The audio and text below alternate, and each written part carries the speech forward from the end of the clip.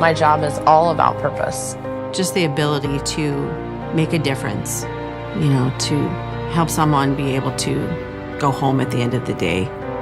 My great-grandfather started the volunteer fire department in Springfield, Nebraska. My grandmother was a nurse. My uncle was a fire chief in Atlanta, Georgia. So somewhere down the line, it was my purpose to be doing this. Yeah, we're a family here. The data we get from Rapid SOS is life-saving.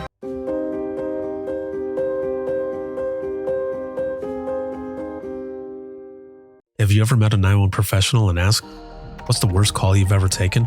Well, here's your answer. I heard your last breath the night you flipped your four-wheeler.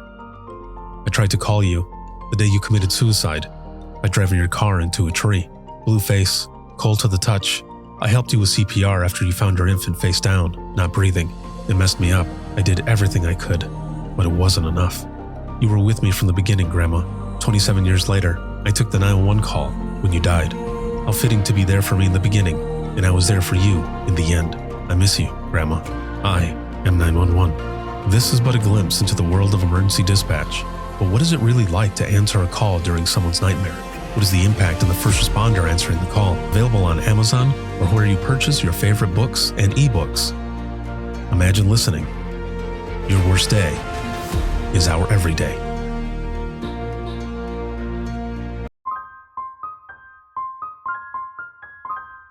This is Jordan, and you're listening to the Code 7 Podcast Network.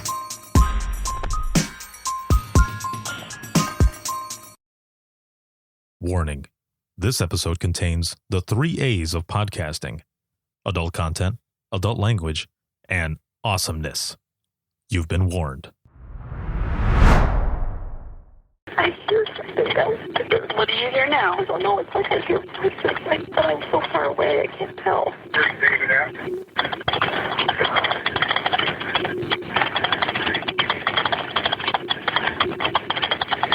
still hear something. Okay, just stay calm. Just stay calm.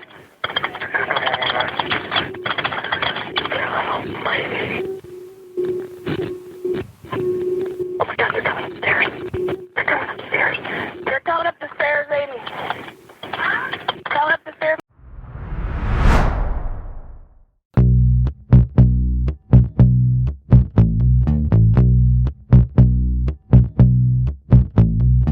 Welcome to Within the Trenches, true stories from the 911 dispatchers who live them.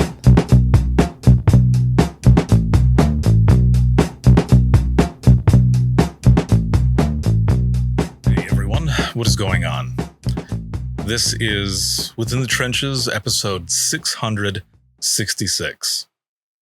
Now, you heard the warning at the beginning, but I want to mention again, every call that you hear in this episode, they are all true, and they come from the dispatchers who have lived them.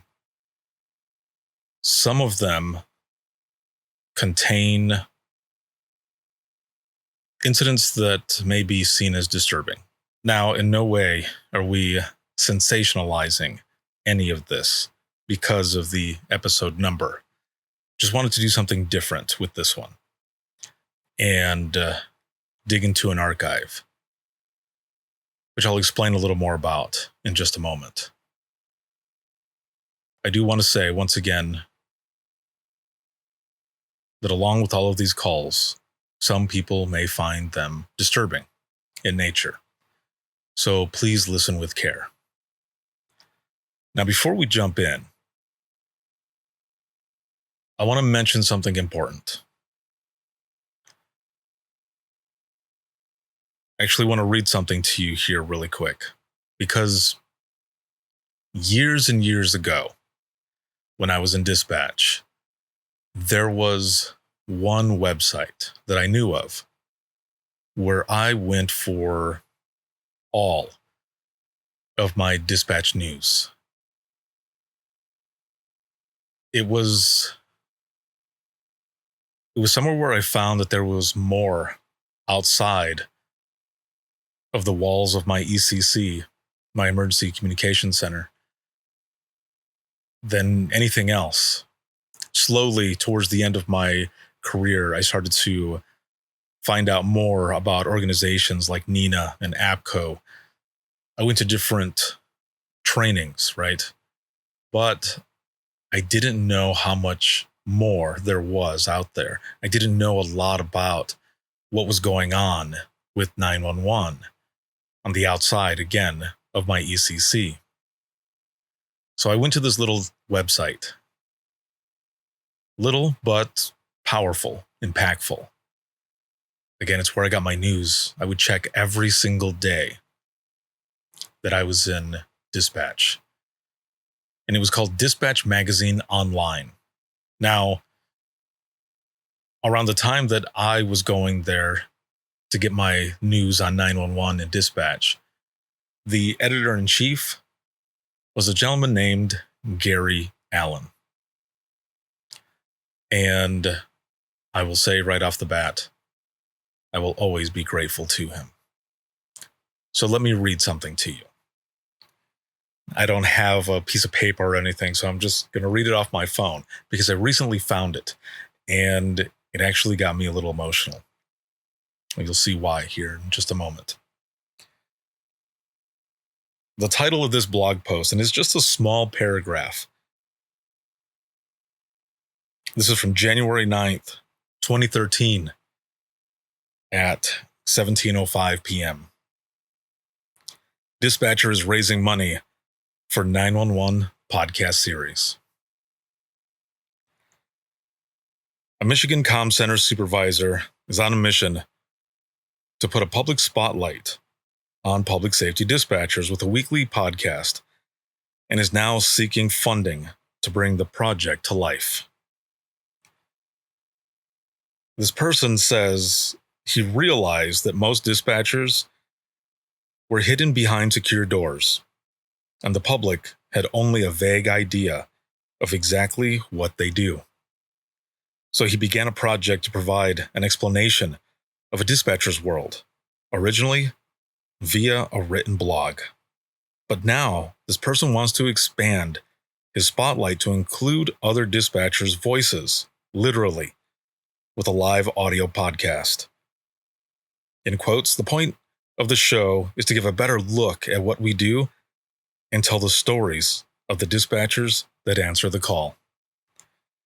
He says on his Kickstarter fundraising page, he envisions bringing up to 4 dispatchers together electronically each week to explain and discuss dispatching topics. In quotes, it's a way for us to open up about our experiences and allow the public to get another angle of the story. He goes on to say that he has set a goal of $1,500 for audio gear that will enable the expanded podcast. The fundraising ends on Saturday, and he is accepting pledges from $5 and up. Find more information and help fund the podcast from the Kickstarter page, and listen to the first episode of his audio blog. There's even an update in here. The update says, within 24 hours of this story, Martinez, me, exceeded his goal with 30 backers pledging $1,771. Another update. A local newspaper profiled Martinez, who talked about how his career began and his podcast project. And a TV station also did a story about his new podcast. That, my friends, is this podcast. It's 13 years ago. And I found this blog post that Gary Allen had posted. And he posted this because I had 36 hours left of this Kickstarter campaign, and it's all or nothing. Even if you're missing $10, if you don't get it, you don't get it. And I had stalled. It started out quickly and then just stopped, and I didn't know what to do. And I thought, I go and I read and I learn about what's more out there in this blog. I'm going to reach out to the editor-in-chief and see if he will help me out. And I remember in my email, I said to him that I wasn't looking for any money. All I wanted was to share what I was doing. And if he believed in it, to please share it. And all I was asking was for a link to be shared. And he wrote that blurb for me. He wrote back a few hours later. And I remember I was sitting in dispatch and I was like, he wrote back. I was telling my coworkers. And I was so scared to look at that email. I remember sitting there looking at my laptop forever. And then I finally clicked open and he said that he loved the idea. And he said that he wrote something and he shared it and that hopefully it helped. Well, per that update, within 24 hours, it happened. And I will be forever grateful. I was lucky enough to have Gary on an episode. I believe it's episode 43. And I got to not only talk to him, but learn more about him and his story. Now, there's going to be something that I share later about connections. But on that website, he had a full archive, a tape library of calls that start from, I believe, 2006 all the way up until the last entry, which is maybe 2014. And then the website closed. And I remember, and I still have it in an email, I remember him telling me that with everything that I'm doing and will continue to do, he gave me permission to use his tape library to however I saw fit. Now, that tape library, everything was in public domain and anyone could use it for any training. That's why it was there. And so for this episode 666, we're going to go back into Gary's archive and listen to a few of those tapes in this episode and just simply talk about them. But again, a big thank you to Gary. And also to all of those people who pledged. 30 people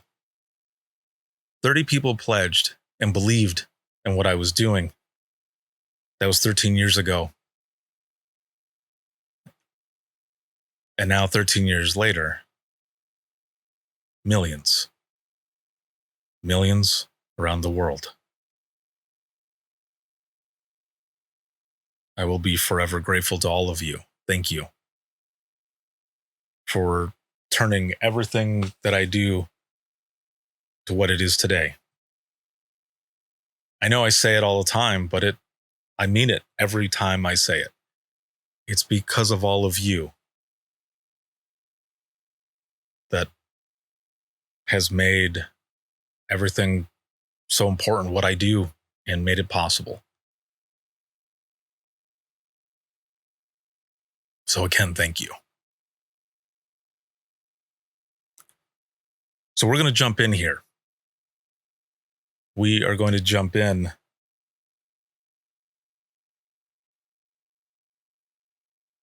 I've got these tapes here that we're going to listen to. And you know, not every call is what it seems. People call in, and what we don't always know is whether or not we are speaking to the suspect or even where the call is going to go. And sometimes it takes us to those moments where it just turns into a huge WTF, just like this one. So let's listen.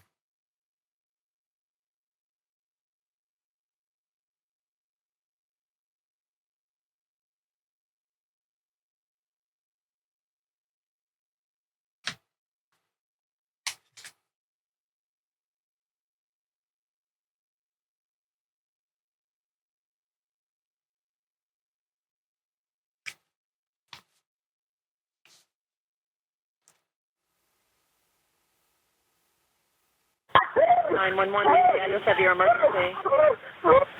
Hello? I need police. My brother killed my brother. I heard the street name. Would you go outside or somewhere so I can hear you? So I want to stop it right there. It's right off the bat in the beginning. Call comes in, and the first thing you hear is, my brother killed my brother. And you hear the commotion in the background. When I listen to calls like this, I'm immediately taken back, and I'm going through the motions of what I would do as the person taking this call. Not everyone does everything the same. And a lot of times it is also because of the fact that, the incident types might be similar, but the situation is always different. Killed my brother and he's in the ground. I'm honestly here, please. I can't make out what you're saying. Slow down. Slow down. Okay. Don't yell into the phone. Talk normal and slow down. My brother, Stanley Elias Eckerd. Your brother killed. My brother, Stanley Elias Eckerd. Killed. I can't get that. He killed. Your 6-year-old brother? No. Okay. He killed my other brother. When? And buried him in my mom's backyard. When? Please. 3 days ago. Please, because my brother's here and he sees us digging up the body. He's gonna kill us. Oh my God. How do you know you killed your brother? Wait a minute. How do you? He did. He's in the ground. My dad's digging him out now, and he's going to keep it 3 days. Please. How do you? Okay. You need to slow down. Slow down. I need to find out what's going on at this house before I send anybody there. Okay. Slow down and. There's a dead boy in the ground. Okay. How do you know this? What do you see? Because I see him. It's my brother. How do you see him if he's in the ground? I swear to God, Daddy. It's my brother. My mother's wife, dog. Please. The whole body. At this point, as they're talking and going through all of this, dispatch is trying to figure out everything. Now, obviously, I wasn't there. I'm not on her headset.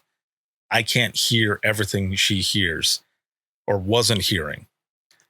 And so no judgment because I don't know, but listening myself, I can hear everything that is going on, but I've also read about the call. So that gives me an advantage a little bit. I'm not the one who's taking this call right off the bat, right? And just at that moment, just a moment ago, you can hear someone yelling, "Are you fucking kidding me, Danny?" I believe that's the dad. And trying to decipher what it is that is going on. And the caller is living through this nightmare right now. So you imagine everything that you're hearing from the caller's side. And then on dispatch side, with one ear, you're trying to hear every single thing that is going on in that environment of the call. And the other ear listening probably to what is going on in the room. So there's a lot going on here.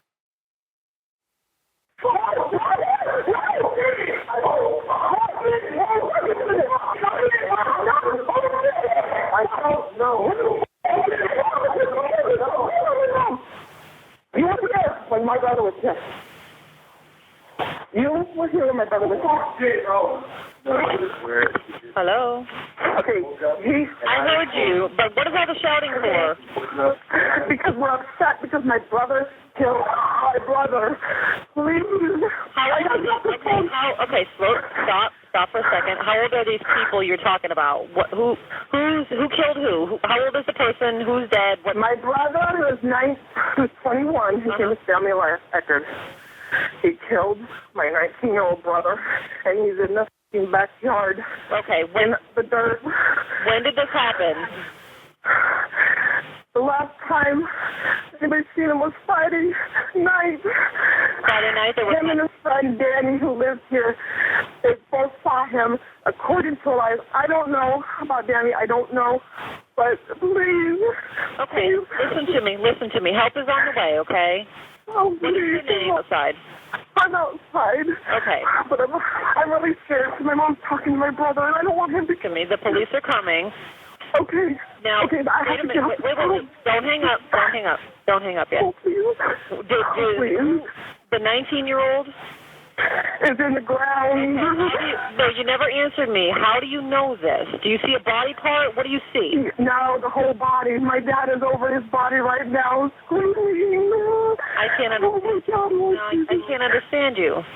You can see my dad is laying over the body. We just dug up the dirt because my brother had dug a hole the other night. So I came to my mom today and I said, Mom, we need to dig up that hole. What's in that hole? And she said, let's go. So your father dug up the dirt and he's laying over the person that's in there? He's digging him out of the ground. Oh, my God. He's screaming. He's over the body. I don't want to go over there right now. Okay. But my mom is in the room with my other brother. And I'm scared, my brother. The 21-year-old? Yes, the one who killed him. Do you have any idea? Was this a shooting, or do you know what happened? I don't know. I don't know. Okay. I don't think there's any weapons in the house. Does everybody live together in this house? Huh? Does everybody live together in this house? Do you all I don't. My mom, the brothers, yes. Okay. Do you live there? My mom. Huh? Do you not live there? They're on the way. No! They're on the way now. You can't hear me. They're already on their way.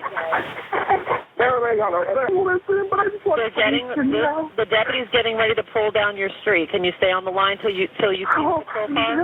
Yes, tell them that it's... Don't. One of the things that I want to point out here is that so eventually dispatch does tell the caller police are on the way. Prior to that, there are all of these questions. And the reason I want to stop here as well is because I just want to make sure that people know that the amount of questions that we are asking, even though it probably sounds absurd to you, those who are watching and listening right now, or even if you're on the call, everything is going crazy, right? You're living your nightmare. Any question that we are asking, or the amount of questions that we are asking, does not delay time. When something like this happens, it's already going out. Officers already headed that way. And just wanted to make sure that everyone knows that. I know I've recorded episodes and clips and everything in the past talking about this sort of thing, but just wanted to bring it up again. Hang on. The police are pulling up the street, Matthew. You're not sure how he killed him? No, I don't know. I just know he's been in the ground for probably since Friday night. Okay. And they need to take my brother, and they also please let the sheriff know they need to take the other boy that's here because they're the two that were... Okay, what's the 21-year-old's name? Stanley Elias Eckerd. Okay, that's what I'm not getting. I hear Eckerd as the last name. Say the first name again. First name Stanley. Stanley? Yes. Okay. Stanley Elias Eckerd? Correct. Is it Elias with an E? Yes. Okay. And is it Eckerd? Yes. Eckard. Do you know the name of his friend? Danny. Darren? Danny. Say it again. One more time, slower. Danny. I can't hear you. D-A-N-N-Y. Oh, Danny. Okay. And yes. And he's there with your brother also? He was standing around this looking like he says he don't know what happened. He said he doesn't know anything. Okay. Stop. Let me just make sure. Your brother, the 21-year-old, his name is Stanley? Elias Eckerd. Stanley Elias Eckerd. And he has a record. And his friend Danny is there also? Yes. Oh, my God. Okay, all right. They're going to be there in a second, okay? Oh, please hurry. I don't want to see this happen to my mom. Okay, can you wait outside with the police? I'm out in the front. You're out in the front? Now you're going to go to jail. Just please stop, okay? There's going to be more than one cop. Are you kidding me? Oh, no, yes, there's more than one. Absolutely. He was the closest unit. Can I get off the phone now? You're going to get off the phone? Now you stop. Okay, don't yell at me. I'm here to help her. I'm here to help. My brother Ted Elias is in the house and he's the one that hired him. I'm going to get off the phone now. You're going to get off the phone now? Okay. Yeah. All right. I got to get off. All right, bye.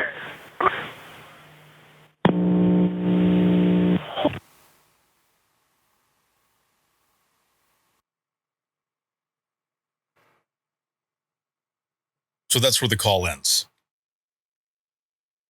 From what it sounds like, family was there and a friend named Danny. And the other brother, the suspect that is Stanley.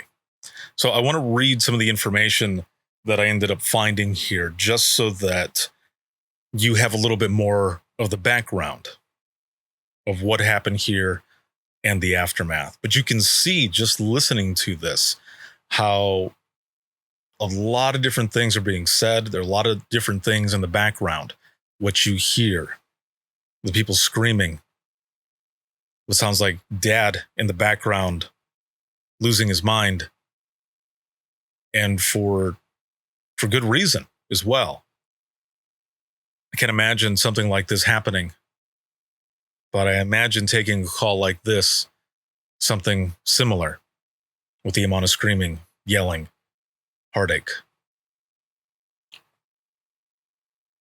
So it says,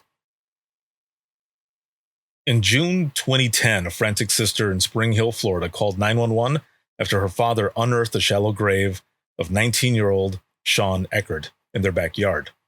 Her older brother, 21-year-old Stanley Eckerd, was later arrested, tried, and convicted of second-degree murder for killing Sean. This was on June 19th. Apparently, they got into a physical fight at their family home on Peoria Street. During the struggle, Sean suffered fatal trauma, including a fractured skull and broken vertebrae. Now, instead of calling for help, Stanley buried his brother in a shallow grave in the yard and told family members that Sean had left town. There are some other stories as well that it sounds like they might have been fighting over someone. Now, that's just stuff that I found. It's not proven. So allegedly, they had been fighting for that.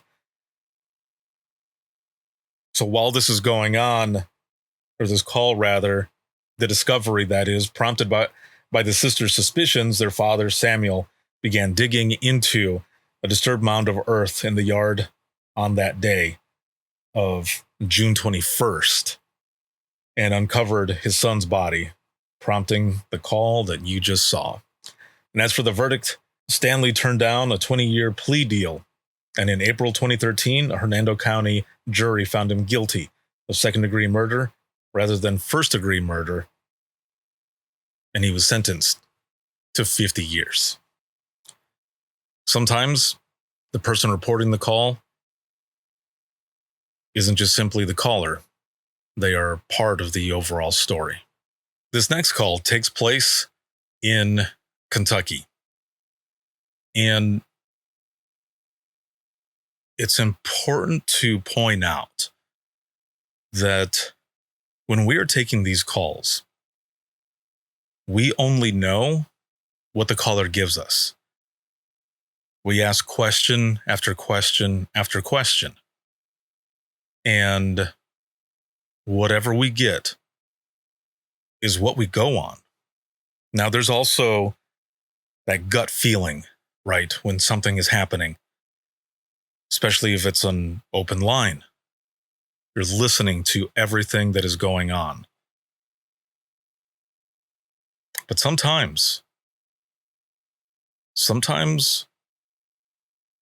what you think is going on turns out to be completely different. County 911. Yes, ma'am. I've just been shot, and so have my parents. You've been shot? Yes, ma'am. Where have you been shot at? In my leg. Who shot you? I don't know. You don't know who shot you? Do you know what kind of guy it was? Oh, my God. Where were you shot at? In my leg and my groin. Okay, where were your parents shot at? In the head, I think. I don't know. I'm sitting downstairs trying to... I don't know. They're not moving. I think they're dead. You have no idea who shot them? No, ma'am. How old are you? I'm 20, or I'm sorry, I'm 39. Okay. Please hurry. They're hurrying, okay? Hold on for just a second. Okay. God. Oh, God.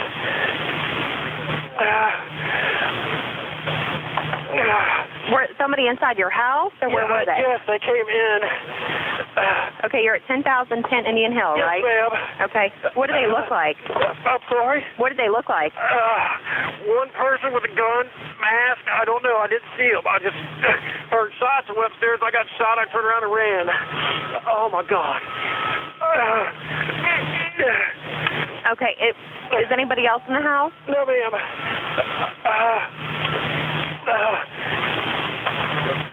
Have you been having any kind of problems with anybody? Not that I'm aware of. God. Oh, please hurry. They're hurrying, okay? I'm going to keep you on the phone, okay? Okay. Where's your mom and dad at? My mom was upstairs. My dad's upstairs. They're both on the stairs? Oh, God. Your mom and dad were both shot in the head? I'm sorry, what? They were both shot in the My head? dad was shot in the head. I don't know where my mom is. Okay. I can't walk. What room are you in? Downstairs in the den. Okay, what is your name? Michael. What's your last name, Michael? Moore, M-O-O-R-E. Okay.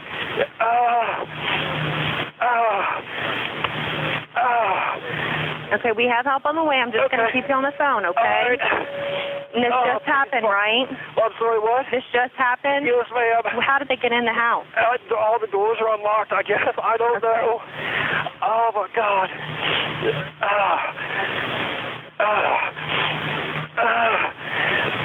When did you discover that they were shot? Did you hear it? I saw my dad. I heard a shot upstairs. He and I both got up. I saw him go down, and I got shot, and I turned around and ran down here. Okay. God. God.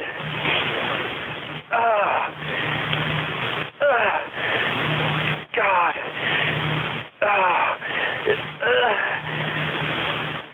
You have no description of what he looked like, if it was a male or I have no idea, but I'm guessing a man.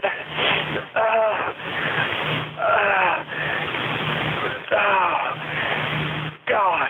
Was he wearing a mask or anything? Yes, ma'am. All I saw was the back. It looked like a hat. A mask or a hat? I'm like a mask, like a stocking cap type deal. And it was black? Yes, ma'am. Dark clothing. I don't know what color. Was he a heavy build, thin build? I'm sorry, what? A heavy build or thin No, build? not fat. Was he like an average build? Ma'am, I don't. Okay. God. Oh, please hurry. They're hurrying, okay? I need you to apply pressure to wherever you're bleeding at, okay? Okay. My parents. God. Oh, God.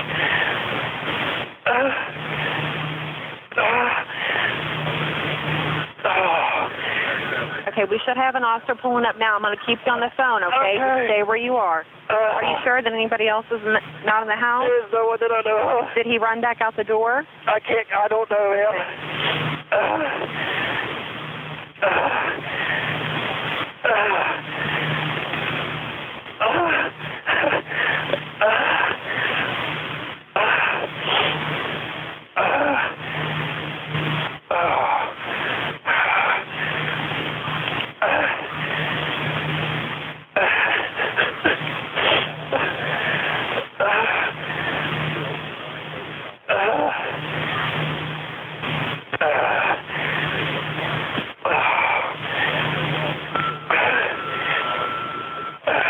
Should there be any cars in the driveway? I'm sorry, what? Should there be any cars in the driveway? There should be my truck in the What kind of street truck? and his car in the driveway and the camper.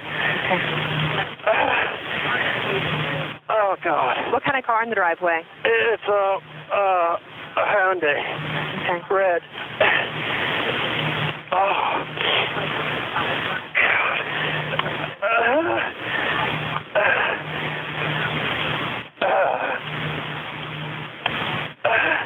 Do you know if it was like a shotgun or a handgun? I don't know, ma'am. I ran.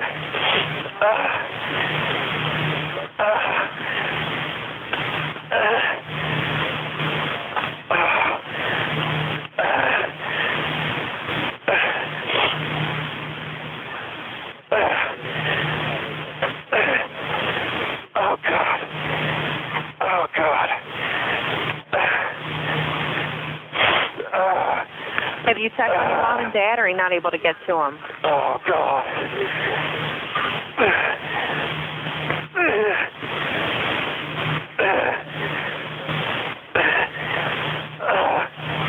Hey, somebody's here. Yeah, we have an officer there. Is he inside? He is, I think. Hello? I'm downstairs. I'm going to stay on the phone with you till they get there, okay? Just me, my mom, and my dad. Downstairs. God bless. I see somebody. Is it the officer?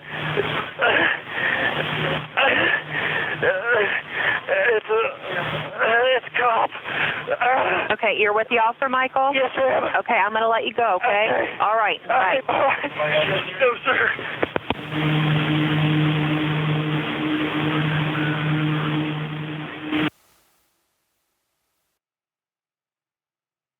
So what did we just hear?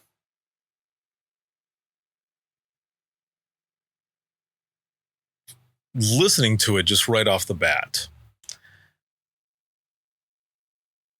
it seems we've got all the information, right? Everything that happened. Home invasion. And both parents shot in the head. Son is the one who's calling for help, answering all the questions. And it seems routine. And don't get it twisted when I say it seems routine. What I mean by that is it doesn't seem like there's anything out of the ordinary. But as I said before, not everything is as it seems. For example, before I go further with more information on this to let you know everything, the rest of the story. If that were me taking the call, I mean, I'm sure it would have gone the same way. Officers get out there. 911 doesn't stop. You go to the next call. You know, you feel bad for the person as well because you think, I can't imagine being in that spot, something like that happening. And, you know, I remember calls where there was one that I can think of specifically. It was a teenager who was calling. This was a domestic situation, and they're hiding from their father. They're in the room. They're on the phone calling. And we jump into yes or no questions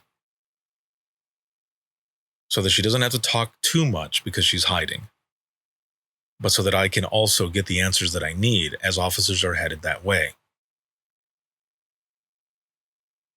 I hear the door open. I hear a voice. I hear different things. And right before this moment, I told my caller to put their phone down somewhere so that I can continue to listen. Don't hang up. Just put your phone down. And I remember during this time as well, this was a phone that could only call 911. And we were finally able to get the address through different questions, different records, looking up in the computer, and we get somebody out there. I hang up the phone after hearing what sounded like, in the beginning, of course, Dad was harming my caller, and that's why she was hiding. But what I did mention in the narrative was that when I heard what was supposed to be Dad's voice, it sounded like my caller trying to have a deeper voice. It sounded like the same voice. Again, just deeper. But I made sure to note that, just in case. And in the end, it turned out that the person was playing all parts. All the noises that I heard, they were making the noises. It wasn't what I thought it was. This person was upset because they got in trouble and they got grounded, and they were not allowed to go and hang out with their friends. So they made up the phone call to get their dad in trouble.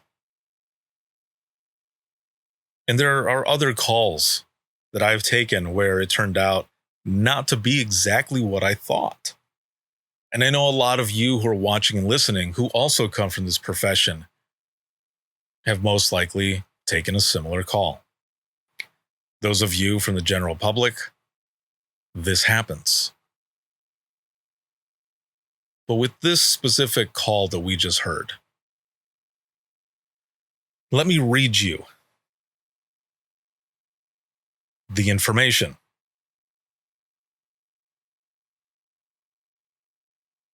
September 2013.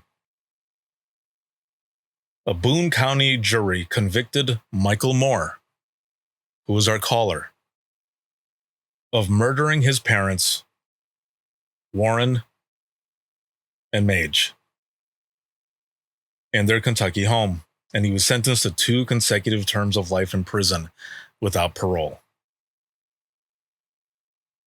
A little more information here. Prosecutors proved Moore shot both parents in the head over dispute concerning his drug addiction and desire for pain pills.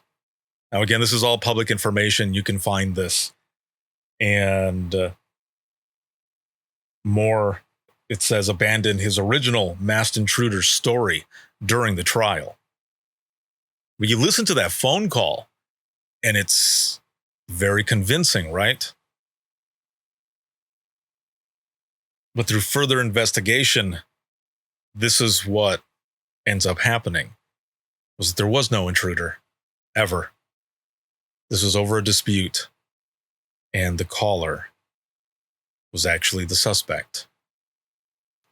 It looks like at the time as well, his defense had claimed instead that his father shot his mother during an argument and that Moore shot his father in self-defense during a struggle. The jury rejected this claim and found him guilty of murder, evidence tampering, and false reporting of an incident. Not everything is always what it seems when those calls come in. But it's up to us in those moments, and we can only go off of what we have, the information that we have at that moment. The next call we're about to listen to, it doesn't involve murder, but it's a completely different type of nightmare. As I've said in the past, we're the ones taking these calls when the caller is living most likely their worst nightmare. But in this one, I want you to imagine being on the phone and hiding when someone, a stranger, at least that you know of, has broken into your home. What do you do? 911, where's your emergency? Hello? Hello? This is 911. You have an emergency? Yes, I think somebody's breaking into my house. Please. Okay, stay on the phone. Why do you think someone's trying to break into your house? I'm in the upstairs and they're breaking stuff downstairs. I know What's being broken? It sounds like glass, and I thought I heard Maybe to a window? I don't know.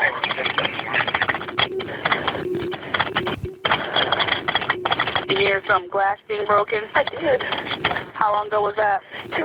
A minute and 30 seconds. Okay, just stay on the phone. Just stay calm. I'm going to stay on the phone with you. Are you the only one in the house? I am. Okay, no children? No. You're in an upstairs apartment? I'm in the upstairs. I'm in a house. Two-story. I'm in the upstairs. In your bedroom? I'm under a desk in the office.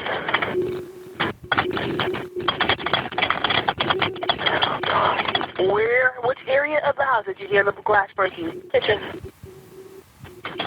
Oh, please hurry. Do you have any weapons in the house that anyone could use? No. Where's the kitchen at compared to the house? The back side of the house? The side of the house? Back side of the house by the pool. Oh, God. Do you have any dogs in the back? No, nothing. Fenced-in backyard? Yes. Yes? Yes. Okay, I have several officers coming that way. Just stay calm. You're doing great. Oh, God. Have any indication that anybody else that you know will be trying to get into your house? Any ex-husbands, ex-boyfriends, anything like that? No, my husband's at work. Okay. Just stay on the phone. Did you hear anything else? I don't. I'm afraid to move. Okay, I don't want you to move. I just want to know if you hear anything else that we need to know about. No. I hear something downstairs. What do you hear now? I don't know. It's like I hear voices, but I'm so far away, I can't tell.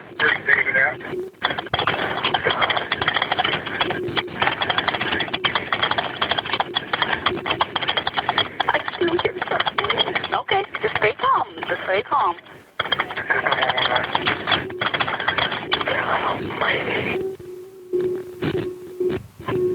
Oh my God, they're coming upstairs. They're coming upstairs. They're coming up the stairs, Amy. Coming up the stairs on David. Just stay where you're at. You can hear someone come up the stairs? With flashlights, Amy. Just stay put where you're at. You don't have to say a word. They're behind you? They're behind her in her bed, in her room. She's in the same room as she is. Do you see them? They're in your face?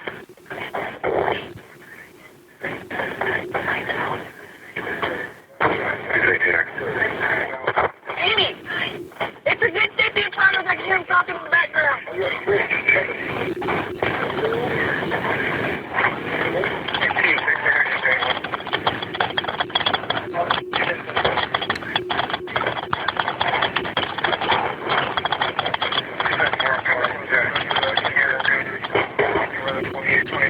Don't say a word. Don't say a word. Don't say a word. We are at your house. Do not say a word.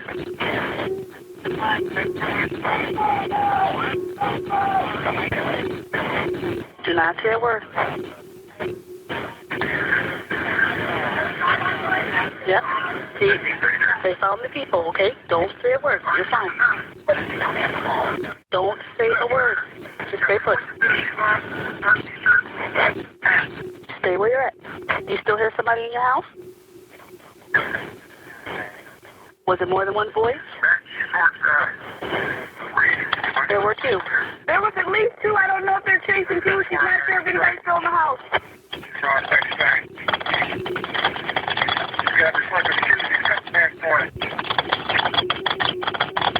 Just stay where you're at. Don't leave.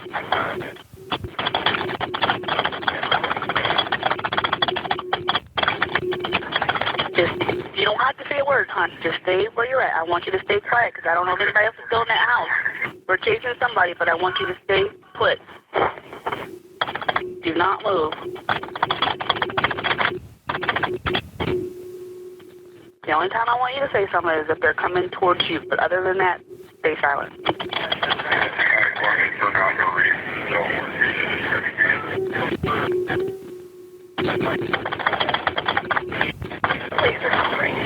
I'm sorry? The police are calling in the house. Amy, are we looking for the CP? She won't come out unless I tell her. They're clearing the house, so you stay put. They've got guns out and everything, so I want you to stay put. They're going to clear that whole house, make sure that nobody else is there. And when they're clearing the house and when they're done, they're going to let me know that they want you to step out. But stay where you're at, hon. You're doing all right. You're doing excellent. Wonderful job. I know this is going to be a very scary thing, but you're doing fine.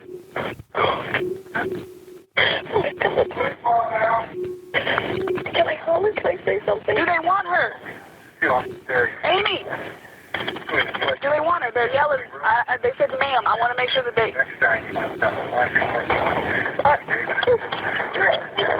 I'm under... Okay. You're with the officers, hon? Okay, you go ahead and talk to them. You did excellent. Okay?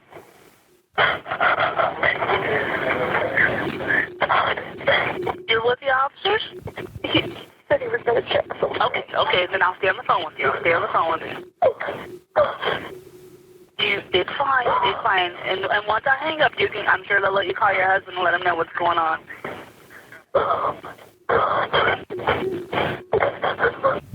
Take a deep breath. I don't want you to hyperventilate or anything. Take a deep breath and breathe. You're okay now. You're safe. We got officers in the house with you. You okay? They're still checking the house. I still have her on GXO. You're with them now? No, the door's right off of the kitchen. Go down the stairs right there to the left.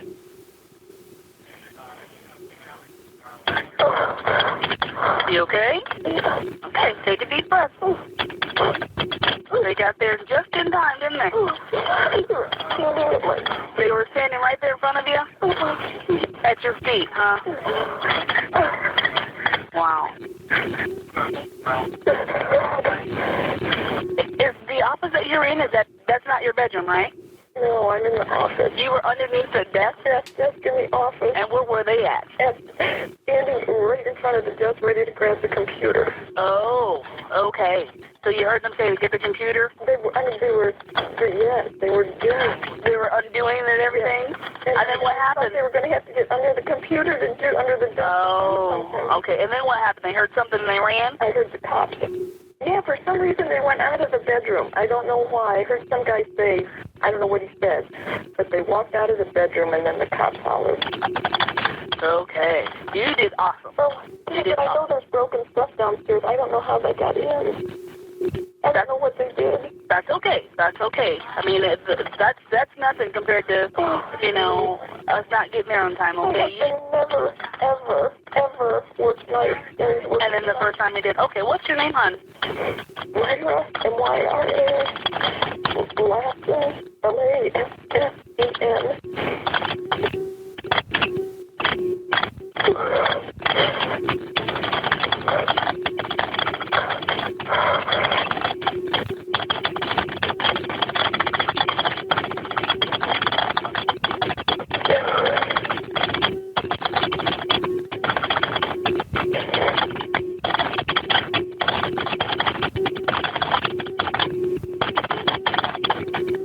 Did you happen to see what they were wearing at all? The guy that was in front of the desk had on black, like their swishy sweatpants, the slippery sweatpants.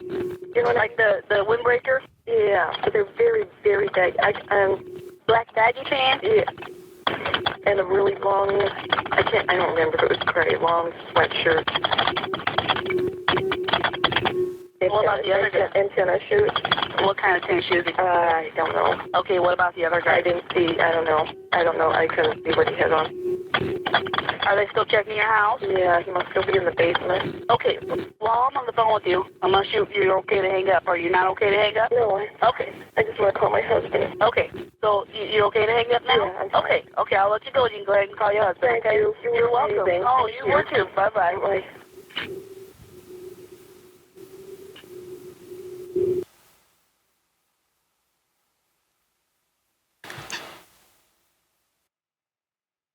So imagine that.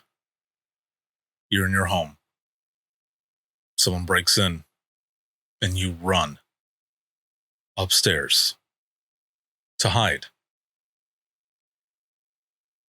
And you're not hiding in a closet under your bed or anything like that. You're hiding underneath your desk. You know, one of the things that I hear right off the bat, and I will say that call took me back to calls that I've taken that were similar in nature. And one of the things that I hear immediately is the dispatcher typing hard and fast. And if you're close by and you're hearing that, you know some shit is going down. And you wait for that call to pop up on your computer if you are the person on main radios so that you can dispatch it out. An excellent job by the both of them on that. But we get to, towards the middle of that call and she says, they're coming upstairs.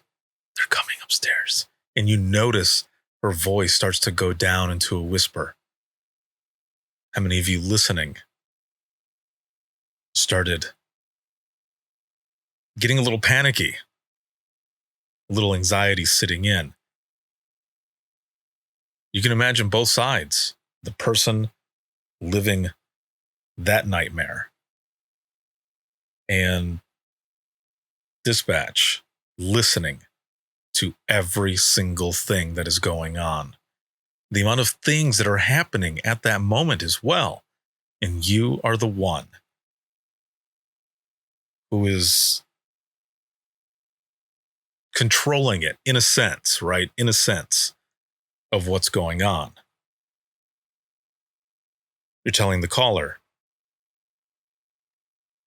to keep it down, to stay quiet, not to answer unless they're coming back, right? Because at that moment, she's hiding. And what is she saying? She's saying exactly where they are. So you can imagine you're listening to this and putting all of these pieces together of this puzzle. You get a little feeling of what it's like for us. And she's hiding. And you can hear these people doing everything that they're doing. And then they take off because they hear something. And then you hear the officers yelling and screaming downstairs. And you get that kind of that moment of relief, right? That tension breaks. But still, you have the conversation going back and forth with dispatch and the caller, keeping them as safe as possible. Takes me back to a call that I've mentioned in the past, and I'll keep it short. Just basically, caller hiding from her ex-boyfriend who had been stalking her. She's in the basement hiding. I'm on the phone with her. And one of the things that just rattles my ear, rattles my brain, and sticks with me years later is that doorbell. The sound of the doorbell. It wasn't just the sound of my caller's voice, the fear in her voice, that tone. Hearing the person outside, it was the doorbell. And years later, being in a hardware store and hearing someone hit that same doorbell rattled my ear and made me completely tremble for a moment and transported me immediately back to that basement, to that call where we were. Again, a different type of nightmare when the suspect is right next to you. And you can hear her. You can hear her still trying to whisper something a few moments, even though dispatch has told her, be quiet. Don't say a word. Don't say anything. But you know, in that moment, you want to say something. Like you cannot believe that this is going on. And instead of in your head saying, oh my God, or I can't believe this, or please help, you're saying it out loud. And dispatch telling you, just don't say anything. Unless they come back up to you, towards you, don't say anything. And you can hear that moment as well when the caller breaks, when she knows that it's pretty much safe because the officers are there. They're searching. They call for her. And she's asking, can I come out? And you as dispatch, making sure that it is an officer that's there and not the suspect pretending. You hear them call out. And they say, yeah, it's okay. She can go out. And then finally, in the end, she just wants to call her husband to let him know, rather, what is going on, what has just happened. This next call, it's a short one. And it's eerie. Calls come in all the time. Sometimes it's an open line.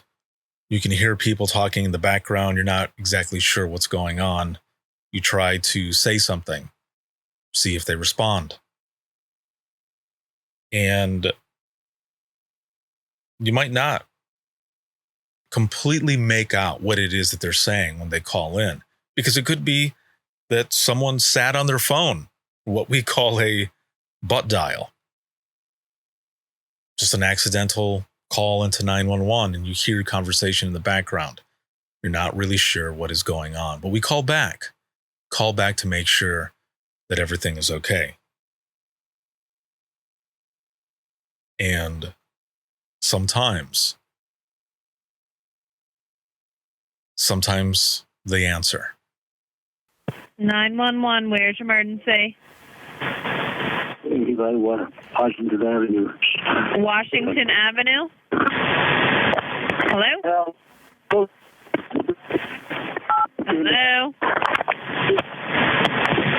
Hello?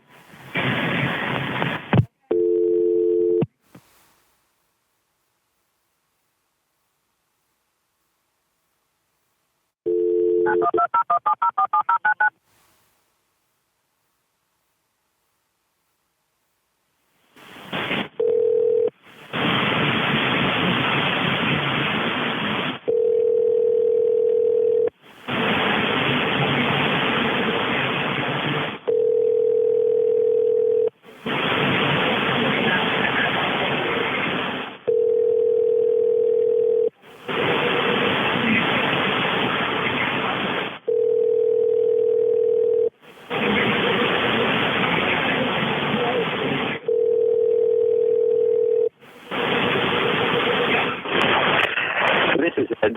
Please leave a message after.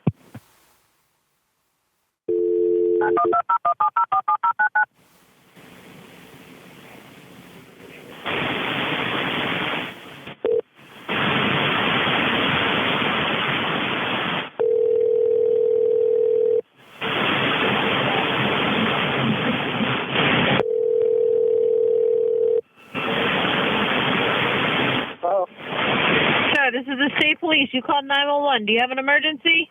No, you don't. Thank you. No? Hello, no. Thank you. All right.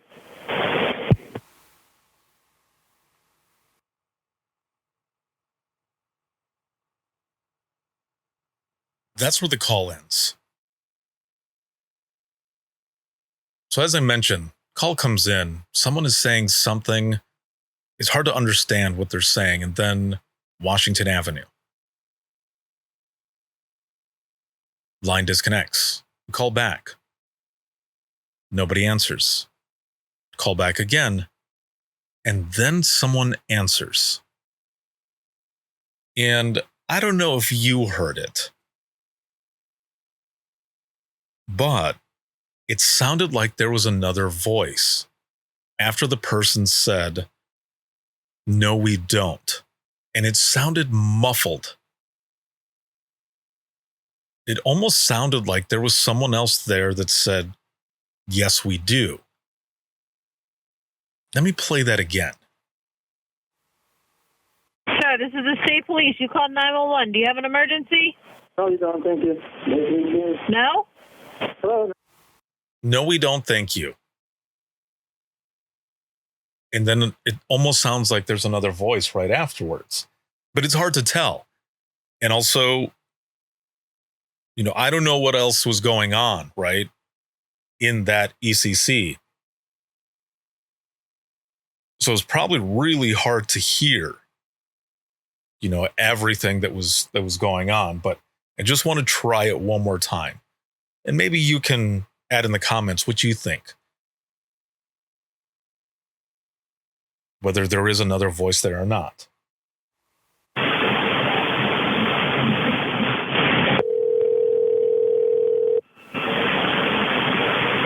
Oh.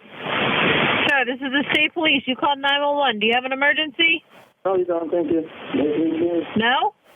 Hello, no. Thank you. All right.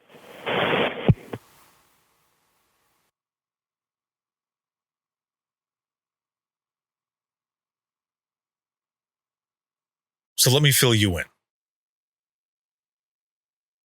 In October 2009, Reverend Hines of St. Patrick's Church in the Chatham borough of New Jersey was stabbed to death by custodian Jose Feliciano. And Feliciano was later convicted of murder and sentenced to life in prison without parole. Now, there's a little more information here, and it says, and all of this is, again, this is stuff that you can find. It's verified. You've got CBS News, you've got CNN and NBC, where all of this is taken from. So, again, you can look it up if you want more information. So, the Reverend manages to call 911 from his cell phone. And from what it says here, he whispers help. Now, again, listening to the whole thing, it's kind of muffled in the beginning, and then, Washington Avenue. Phone disconnects. The initial call cut off. When dispatcher redialed, Feliciano answered and claimed everything was fine. Though, and even they, this one is from CNN, says that there was a soft second voice that sounds like they're disagreeing in the background. So maybe what I heard, the "yes, we do," is what they're talking about. This disagreement was. And it also says here that because the exact cell phone geolocation technology, which they're calling phase 2, was limited or unmapped at the time for that specific routing, dispatchers could not pinpoint the precise origin of the call. So it says that the Reverend's body was found the next morning, which is Friday, October 23rd, 2009, after he failed to arrive for morning mass. Feliciano was tracked down and arrested the following day. And that's all the information here that comes up. But again, an eerie moment there where it sounds like there is a second voice underneath, which ends up being allegedly the custodian, Feliciano, saying, "No, we don't need any help." But then the muffled, whispered sound underneath, possibly saying, "Yes, we do." When it comes to calls like this, those are probably some of the creepiest moments. Those are the ones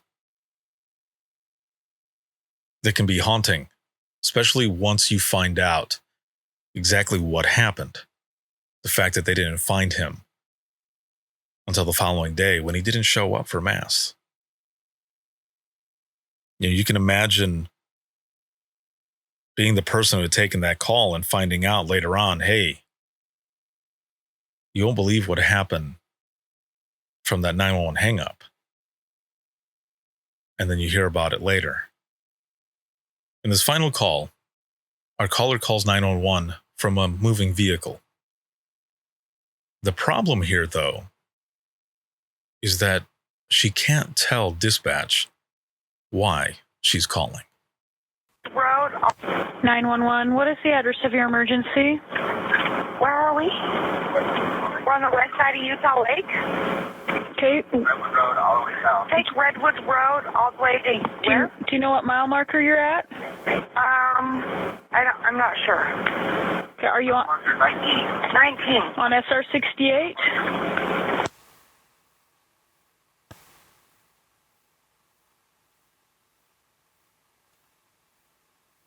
Yes. Okay, what's going on? I'm not sure. Why are you calling 911? Pardon me? Why are you calling 911? What's the emergency? Okay, never mind. Ma'am? Yes? What's the emergency? I can't really, I don't know. You don't know why you called 911? Yes, I do. Okay, then why did you call? Okay. Do I have to say right now? Yes. Okay, then never mind. Are you in a vehicle? Yes. Are you able to talk, or is there someone? No. Okay. Are you traveling? Yes. Are you going north or south? Are we going north or south? We're heading south. Okay. Are you in danger? Yes. Okay. Has someone kidnapped you? I don't know. Are you with a family member? No. 5232. He's in vehicle. Okay. Are you with someone that you know? Yes. Is this a Walmart in Cedar Hills, Washington City? Does this person know you've called 911? No. Okay. Okay, then just pretend like you're talking to your friend, and I'll see if I can't get somebody to help you. And you're going southbound, right? Yes. Okay. Are you in a vehicle? Are you in a truck or a car? Are you in a truck? Yes. Okay. Is it what? I'm going to ask you what color. Is it white? What color truck are we in? Black. It's my sister. She's wanting to know. We're in a black truck.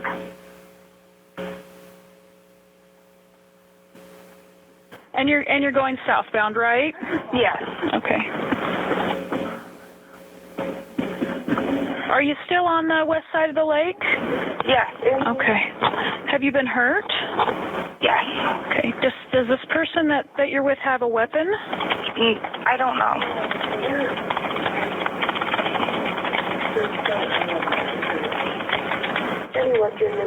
Mile marker 19, SR68. Okay. Is this a full-size truck? Pardon me? Is this a full-size truck? No. Is it? Okay, so it's a smaller truck. What kind of truck are we in? Ow!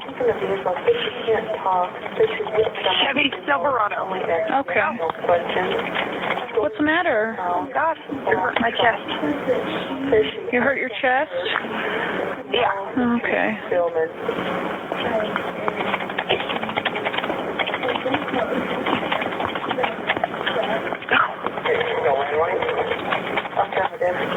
Okay, do you know what mile marker you're at now? I don't know. You don't know? Okay. Are you going very fast? Are you going the speed limit, or are you going faster? Slow. Okay. We're going slow, pretty slow. It just hurts my chest. Do you need medical attention? No. Okay. No. Okay. Hang on 1 second. Don't hang up, okay? Okay.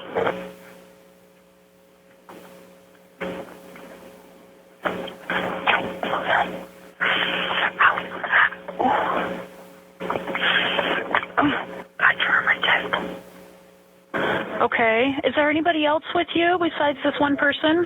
No. Okay.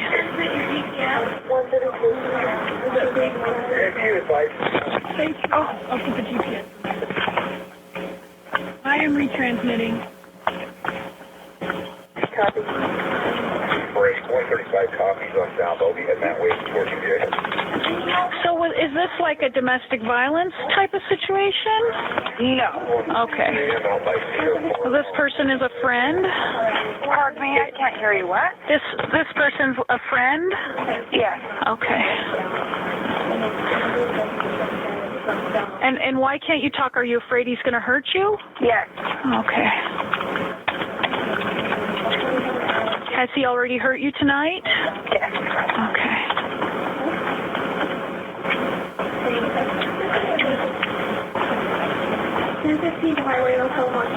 Okay, I've got help headed your direction, okay? Just stay on the line with me. I've got someone coming your direction. Just stay on the line with me. If you need to talk to me, like pretend like I'm your sister, then you can do that. Okay. You know? Yeah.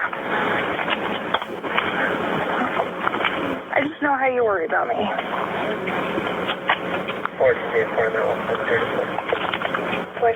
So do you know if this person has a gun?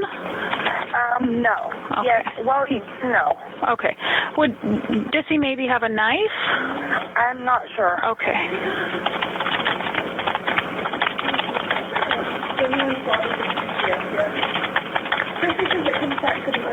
It comes back to the middle of the lake, and I'm still retransmitting. Are you still driving? Yes. Okay.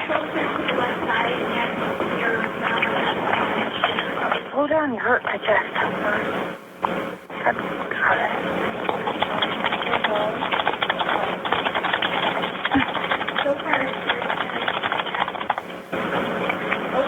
So are you going the speed limit, do you think? Do you think you're going the speed limit? Yes. Okay. Oh, yeah. Okay. I copy. I'm going to be mile marker 26 right now. And you're still southbound, right? South is like going towards Payson and Spanish Fork and all those cities. Okay. Yeah. Oh, yeah. You're still southbound. Okay. Yes, I believe so. 132 was coming from Cedar Ford, and 135 was in Trenton area going to head. Now it's starting just south of South Knolls Road. I don't know what mile marker. Okay, well, my sister's freaking out. Slow down.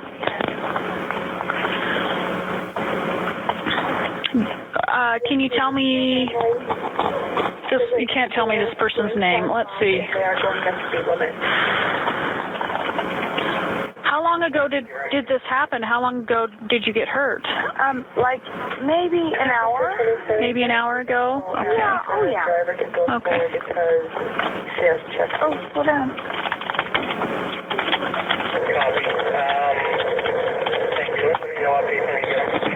She was hurt by this guy an hour ago. She said they're driving the speed limit, still southbound.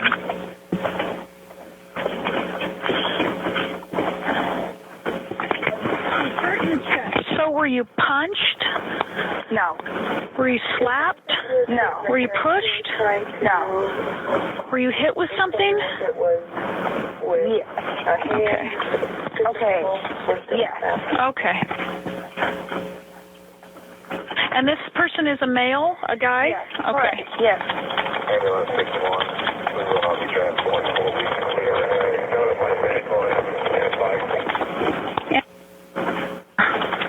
Can you advise which medical?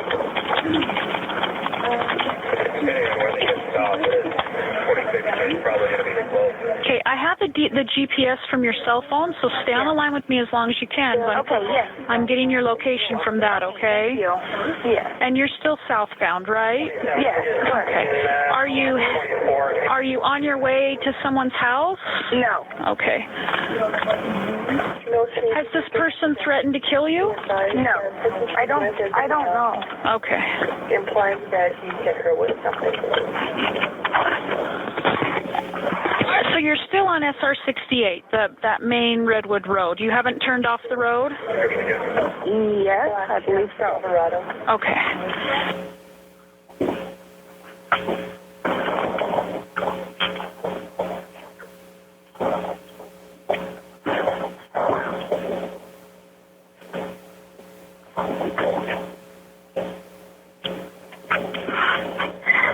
Okay, I'm getting help your way. Just stay on the phone, okay? Okay.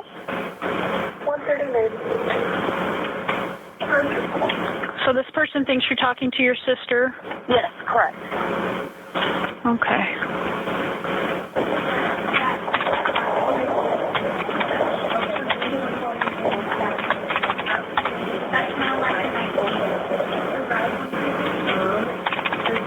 Could you be heading north, like towards Salt Lake? Or you're positive. So you think you're going towards Salt Lake? I'm not sure. You're not sure. Okay. Yeah.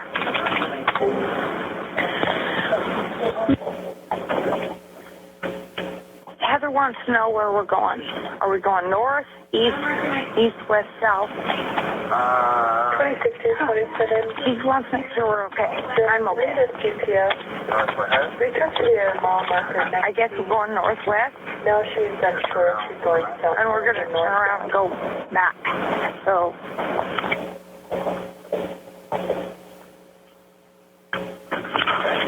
Heather? Okay. Okay. I'm still here. I got that. Okay. There's going to be a Saratoga Springs officer a couple of miles north of you. Okay. Okay. If you see them when you pass, say something like, say, I remember that. Okay. Okay? So if you see the officer, say, I remember that. So I can let them know that you see him. Okay. Okay. 134. 27. Let's talk to my sister. Please also advise her to give us a code phrase if she sees a patrol vehicle pass their vehicle. Pretty bumpy out here. Are you on a dirt road or are you on? You're on a dirt. We're definitely on a dirt road. Ow! Where are we? 26 to 27. We're on the west side of Utah Lake. I guess. Ow! Oh! Ow! I've got a vehicle to the right of me up in the foothills at about mile marker 19. Okay. Are you kind of going up the mountain? Yes. Okay. Probably them because they're going up the mountain. Oh, they are going up the mountain. That'll be them. Did you see lights down on the road? Can you see lights down on the road? Yes, I can. I think that's the officer. Just stay on the line with me, okay? Okay. She See lights up on the road, down on the road. So that she can see lights on the road. Have you been stabbed with anything? No. Okay. So you were hit with something. Yes. Okay. Does this person have the object that hit you with him? 133. No. Okay. Will this person be violent when he sees the police? I'm not sure. Okay. They're right at mile marker 19, one day unit. How long have you been with this person? More than an hour? Yes. Okay. More than 2 hours? No. Okay. Okay, 4 with your 20. Mile marker 25.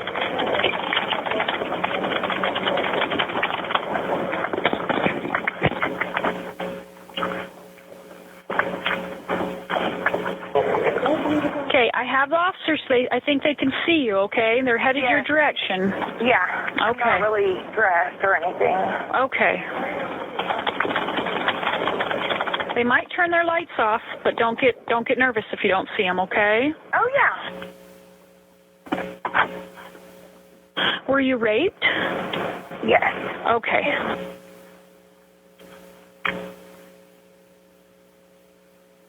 Okay, we're trying to help you, okay? Can I get... Okay. Is this your cell phone or is this somebody else's cell phone? It's my... Yeah, this is my phone. Okay. I'm going to make contact there.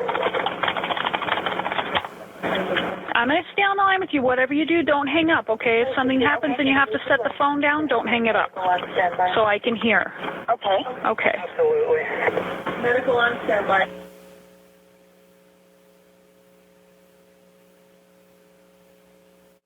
And you're still going on that dirt road? Correct. Have you stopped?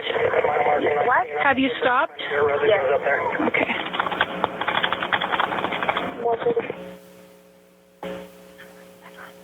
Did he turn the lights off to the car? Yes. Okay. Yes, he turned off the lights. Okay, the officer can see you still, so don't worry, okay? Okay. Ambulance 61, staging the area. All units responding mile marker 19 FR68 every today. Okay, and they're going to come a little bit faster, so... Okay, please. Okay, we are coming as fast as we can. 135 copy.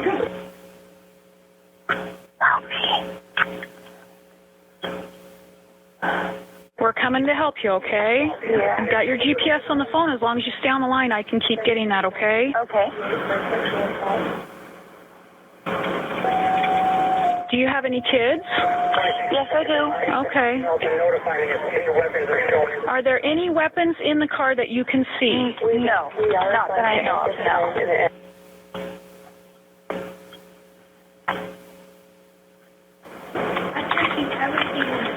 Have you ever seen him with any weapons? No. Okay. Can you see a car coming up the hill? Yes. Okay.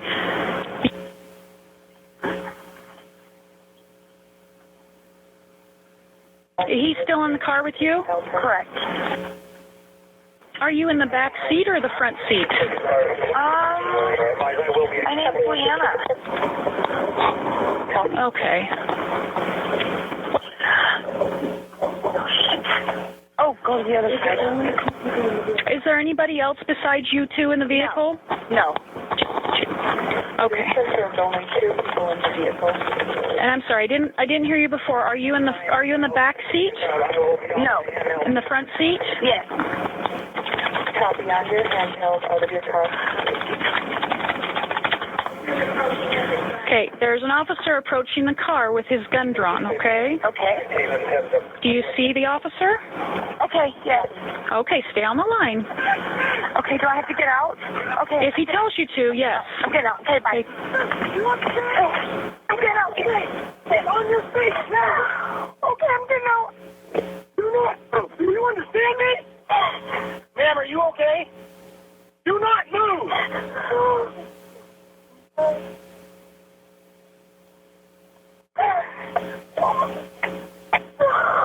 Put your hands behind your back now.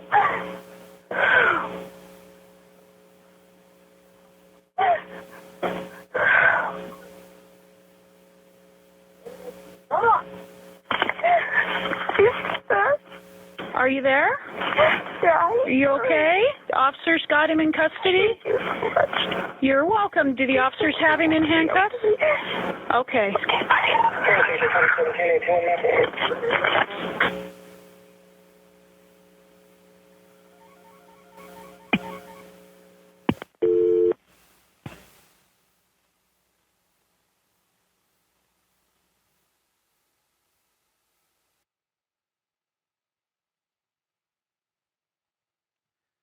You know, I could have ended this episode with some sort of murder, something eerie, creepy. But I didn't want to do that. I wanted to end with a rescue. Because what we just heard is exactly why I've been doing what I've been doing for over a decade now, sharing these powerful stories from these 911 heroes.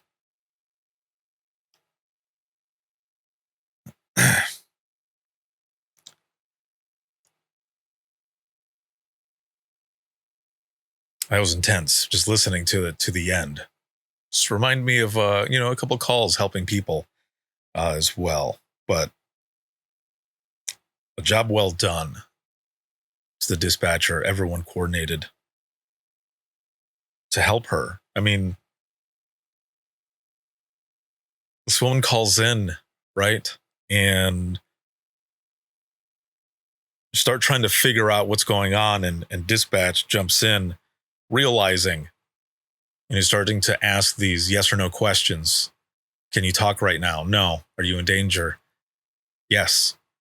And you just keep going and going, and immediately adapts to being the caller's sister. Because this person listened closely enough to what the caller wasn't saying or couldn't say at that moment. And just briefly, some of the information here. This was from February 2010, where this person called in. The charges that this person ended up, and again, all of this is documented, but the charges that the person ended up being charged with was aggravated kidnapping, rape, and it says object rape. But an intense call, and then at the end, where the caller's crying, and it just brings it all together. The officer's there asking her if she's okay, and then having the suspect in custody. That's why I wanted to end this with that one, so that you can hear everything of what it's like under the headset, being one of these heroes taking these calls. And as we go into the wrap up of this episode, again, I could have leaned in to the number of this episode, 666. But again, I didn't want to. I wanted to end with that rescue. I wanted to show all of you here some of these intense and some eerie calls right before. But there's a couple of rescues in there, especially that last one. And I want to give a shout out to my friend Gary Allen for believing in this before anyone even knew what it was going to be, myself included, for putting that blurb in there that I mentioned earlier in the episode. And again, for those 30 people that pledged, and to every voice that picks up the phone and answers that next call, thank you for what you do in 911. Thank you for answering the call. One of the things that I want to do as we go into the 10-year anniversary of the I Am 911 movement, as well as Imagine Listening, because we have 2 anniversaries that we are celebrating.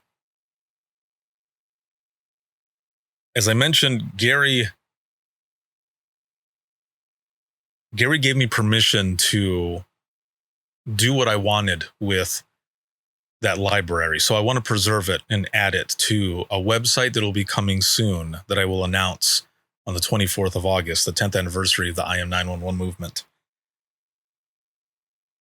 All of them will be there for anyone to be able to go and listen to and use for a form of continuing education. Now, I did mention in the beginning connections.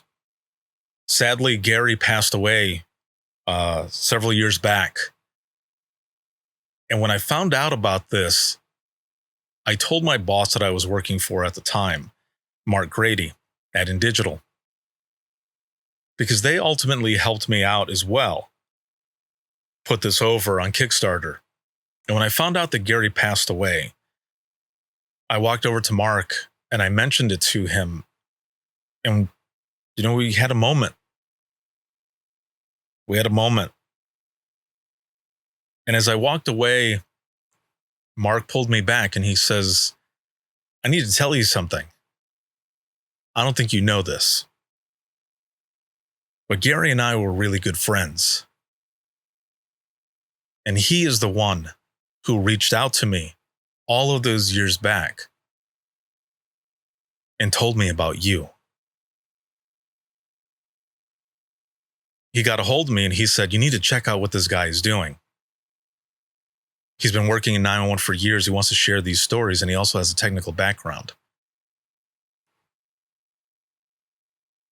Full circle moment, man. I had no idea that they even knew each other.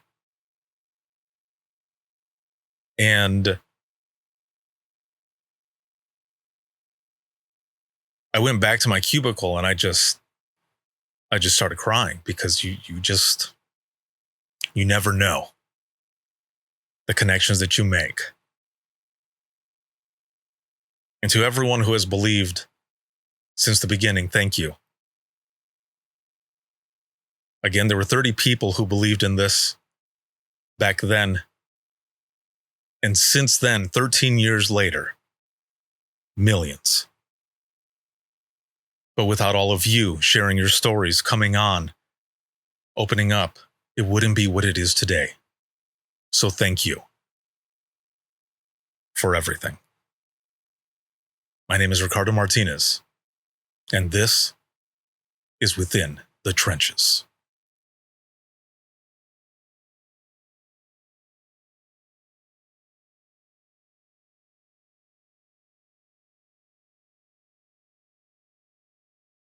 Imagine listening to someone's worst day every single day. Imagine listening as someone experiences life through their worst nightmare to the miracle of birth or a life saved.